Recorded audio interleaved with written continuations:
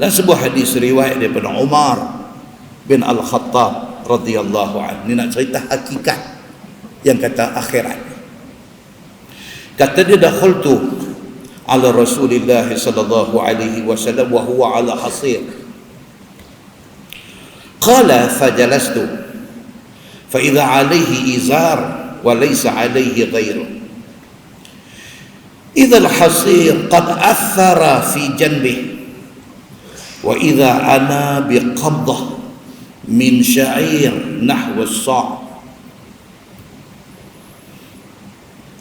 wa idza ihabun mu'allaq fabtadarat aynaya faqala an-nabi sallallahu alaihi wasallam ma yubkika ya ibn al-Khattab faqultu ya nabiy Allah wa ma li la abki wa hadha al-hasir qad athara fi janbik wa hadhihi khizanatuka la ara fiha illa ma ara wa dhalika Kisra wa Qaisar fi thimar wal anhar wa anta nabiyullah wa safwatuh wa hadhihi khizanatuk.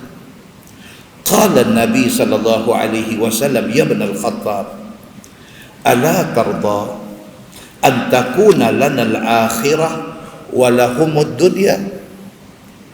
Qultu bala, atau kama qal. Hadis sahih riwayat Imam Muslim. Ini nak cerita ni Nabi dengan akhirat ni. Hadis ni cerita apa? Satu hari Sayyidina Umar dia nak pergi jumpa Nabi. Ni hadis Muslim ni dah summarize, dia dah ringkaskan.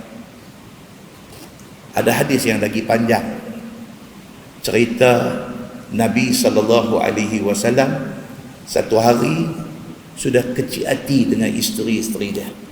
Ni hadis ni dalam riwayat yang panjang cerita dan Nabi satu hari sudah kecil hati dengan isteri-isteri dia. Nabi isolate diri dia, bawa diri dia pergi duduk di satu bilik kecil. Nabi manusia tuan-tuan, dia melalui. Cuma kita teruk lagi lah. Nabi ini sebagai manusia, Allah takdirkan bagi jadi untuk pengajaran kepada kita umat dia. Satu hari ada sikit kecil hati dengan isteri. Nabi bawa diri, dia duduklah satu bilik kecil. Sayyidina Umar bin Al-Khattab, anak dia salah seorang daripada isteri Nabi. Siapa dia? Hafsah. Hafsah anak Sayyidina Umar menjadi isteri Nabi. Umar selain daripada sahabat, dia adalah pak mentua Nabi. Satu hari Umar tak tahu cerita, dia keluar pergi masjid. Pakcik-pakcik bawang duduk sembang. Geng bawang ni daripada dulu ada. Cuma lah dia panggil bawang Rangers. Bila dia sampai di masjid, geng bawang Rangers tu sembang. Apa kata mereka ni? Dia kata Nabi dah cerai semua isteri dia. Pak kata main telinga Sayyidina Umar. Kalam mereka ni, cakap mereka ni, Nabi dah cerai semua isteri dia. Pak main telinga Sayyidina Umar. Terus trigger. Pasal apa? Anak dia Hafsah, isteri Nabi. Dia terus pergi rumah Aisyah radhiyallahu anha. Pergi rumah Aisyah dalam hadis yang panjang, hadis sahih.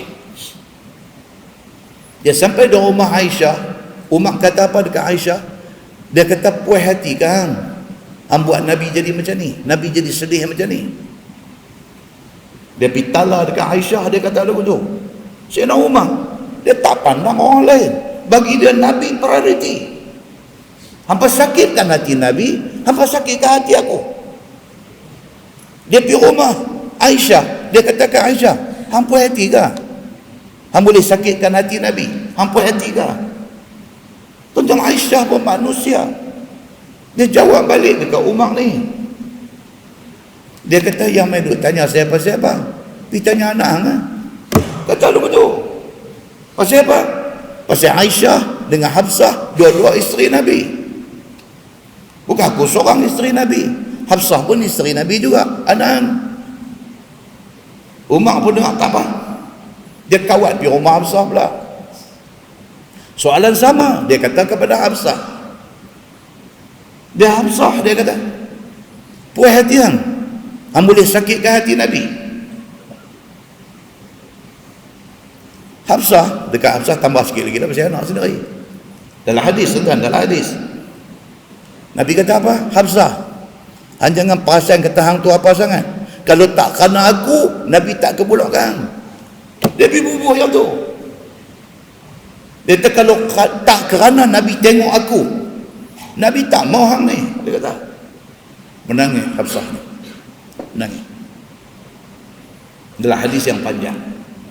Lepas itu Nabi Umar bin Al-Khattab radhiyallahu anhu terus keluar pergi cari Nabi sampai di bilik Nabi duduk ni. Ada satu guard jaga di bawah ni, satu nama dia Rabah. Umar tanya dia, Nabi mana? Dia tunjuk Nabi duduk ada. Tolong bagi tahu dekat Nabi, aku nak jumpa. Rabah ni buat tak tahu ya. Kat Sayyidina Umar, mungkin pesan Nabi ikut tu seduk layan siapa kot. Hadis tak cerita. Tapi Rabah buat tak tahu. Umar up sikit volume dia, up sikit. Dia kata, tolong abang dekat Nabi, Umar nak jumpa.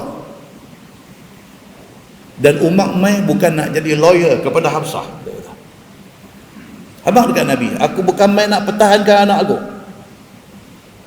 Kalau diberi pilih, aku pertahan Nabi daripada anak aku.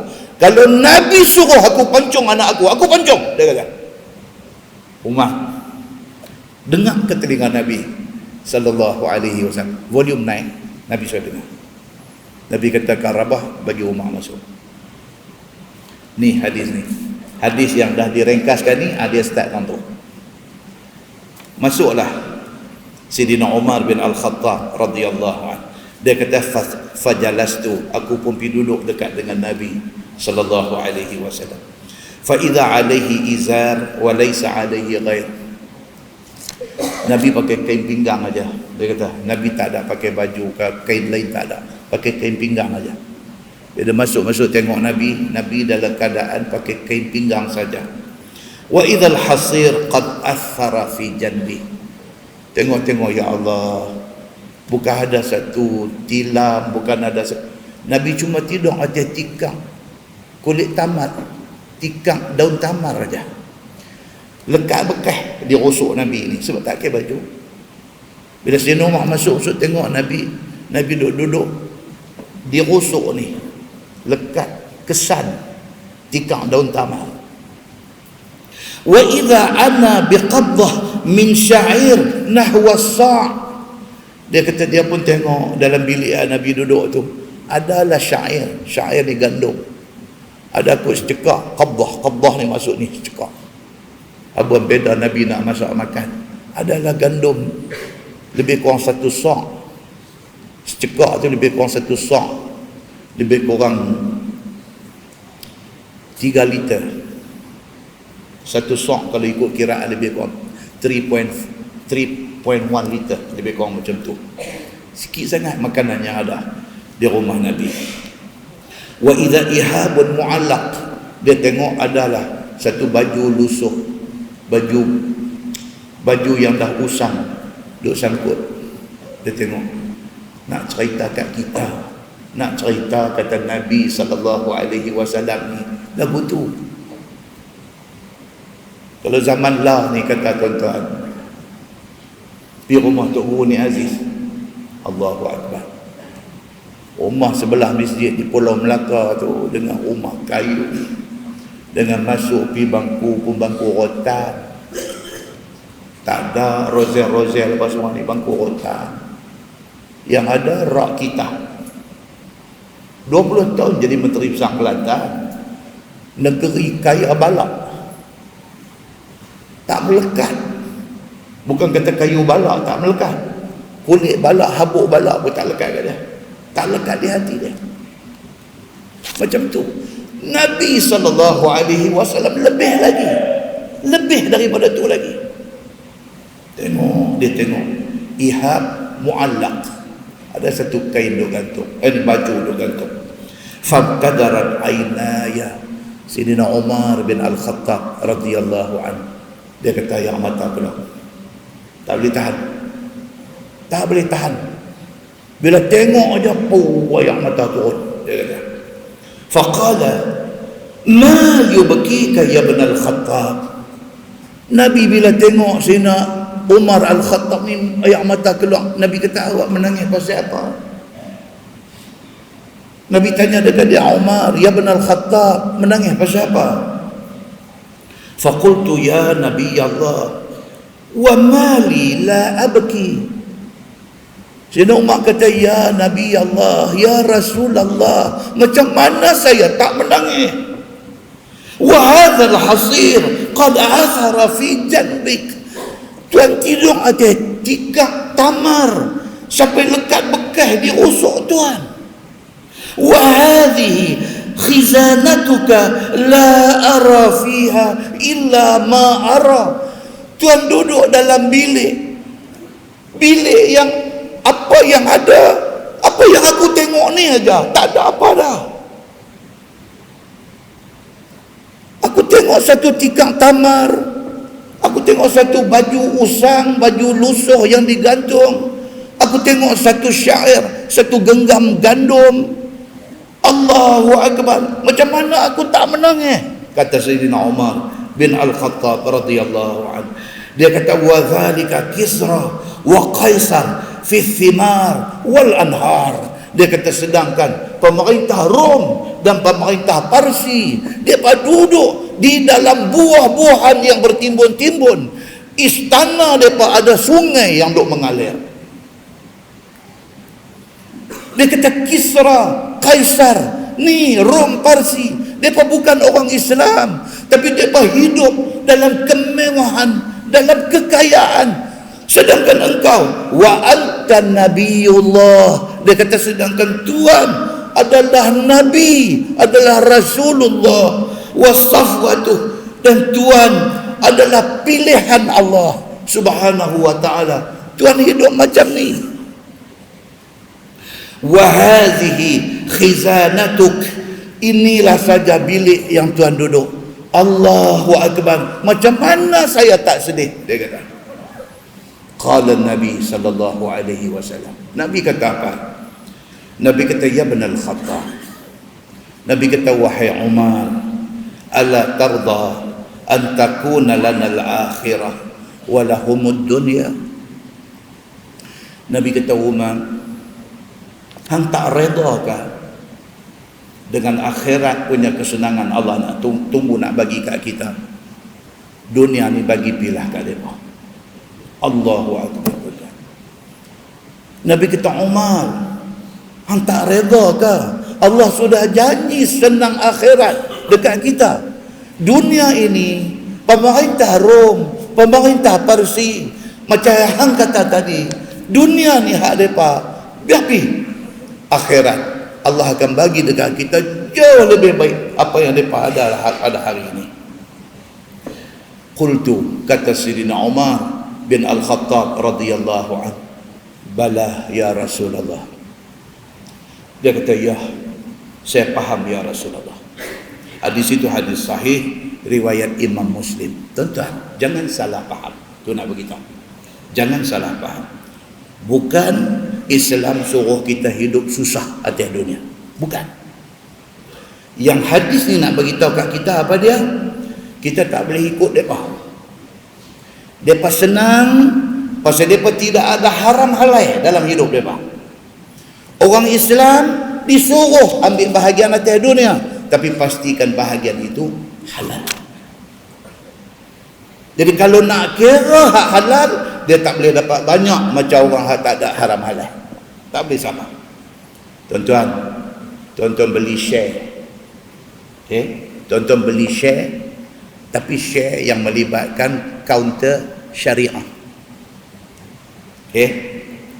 Tuan-tuan masuk dalam stock market, tuan-tuan beli share, tapi share yang kita boleh main di share apa? Share yang syariah compliance, yang memang disahkan urus niaga semua patuh syariah. Hak tu kita boleh ambil. Bukan Islam ni, dia masuk, dia tak nak kira counter haram halal.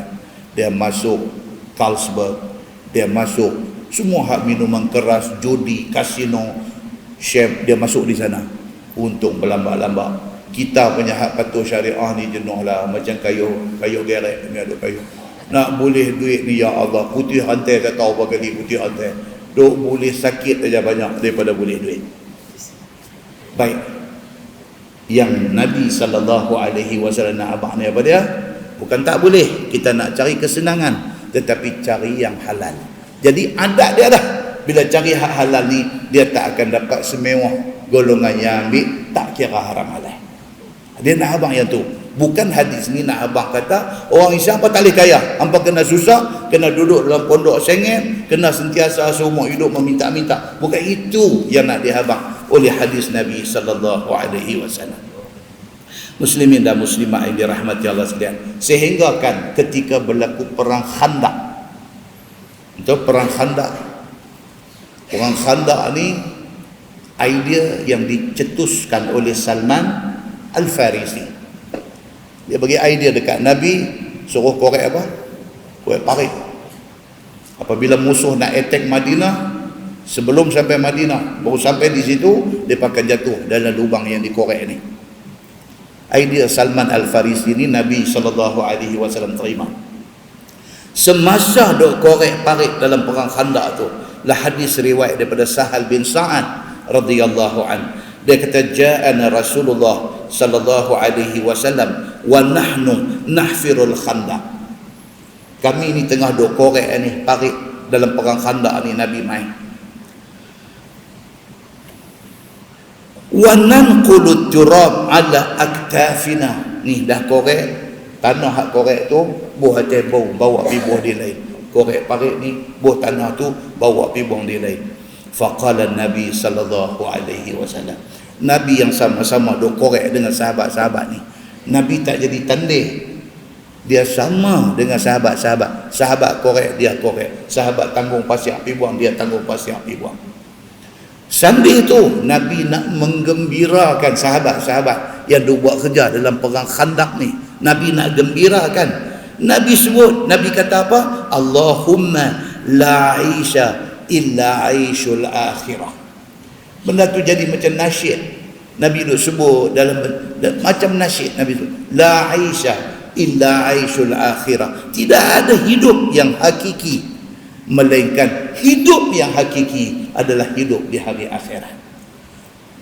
Nasyid yang dinyanyikan itu membawa makna dalam kehidupan para sahabat Nabi sallallahu alaihi wasallam.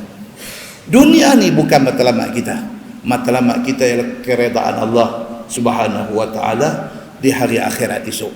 So dunia ni hidup untuk beribadat kepada Allah, untuk patuh kepada Allah, kerja untuk mendapat hasil pada hari akhirat. Hak akhirat esok ni keutamaan kita. Pasal apa? Pasal hidup atas dunia ni dia ada hari mati dia.